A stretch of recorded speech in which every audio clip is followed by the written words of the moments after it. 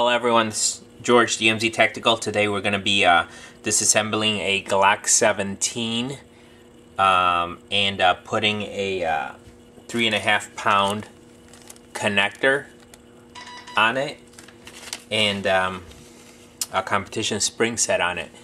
So the first part of the course, it's going to be just tearing the firearm apart, complete disassemble, and we'll walk through it, and then the second video will be actually putting it back together with the new parts.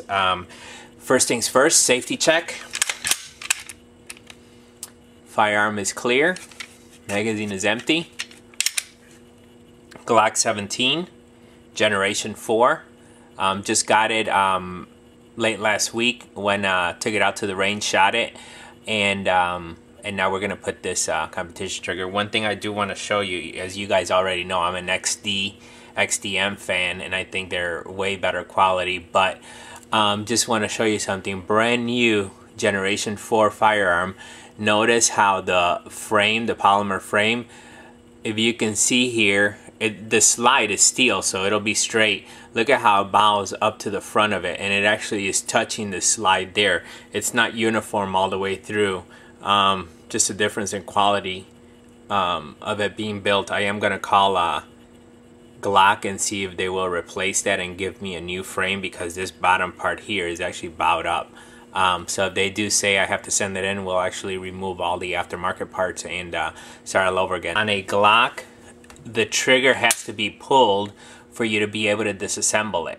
So what happens is, pull that trigger, firing pin goes down, and with your strong hand, take it and just pull back just enough to release this takedown lever, if you will, and then let it go. If you pull back too far, notice how the slide will come off. But let me show you something. If you pull back too far, it'll reset that trigger. So once you pull this down, the trigger goes back to normal and you won't be able to move the slide forward. So what you have to do is pull that trigger, just pull maybe 1/4 inch to 1/2 inch, and then as long as the trigger stays back, you'll be able to disassemble it. So let's just go ahead and take the recoil spring out, and I'm gonna set a space up here to start throwing all the parts. You can't see, but my parts are actually up there. Basically what I'm using is long nose pliers. Just a little tool I like to have. It's got a point on one end and a flat piece on the other. I like to use punch set and just a hammer with plastic and then a rubber type mallet. You never want to be hitting your firearm with a steel hammer. We'll remove the barrel, and then here we have the slide. Basically, I can take my little tool, this guy here. Notice the firing pin striker right there. It's hard for you to see, but let me see if I can zoom in here. This little guy here, basically you'll notice there's a little plastic piece there. Basically we're going to push that way, and then this little piece here is going to come off. So basically here we are again. I'm just going to pull take my little flat splice and then just fit it in there without scratching anything. And basically what I'm going to do is I'm going to push on this plastic piece in there to at least get that started. So what happens is that little plastic piece in front of the striker, it's actually pushed that way, and it relieves some pressure on this back plate.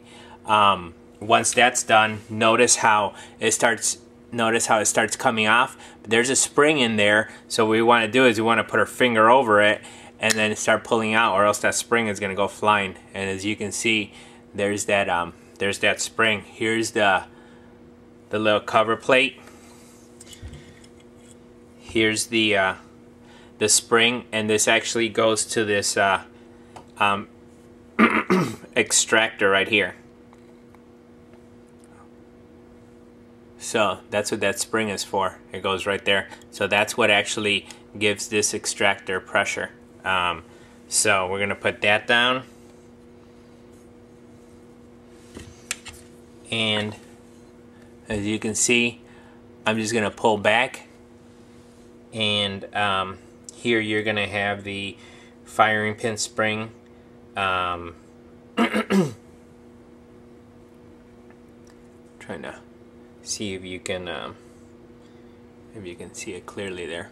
We're actually going to be replacing that guy, well, I'll show you how to do that once we completely disassemble. And then you have here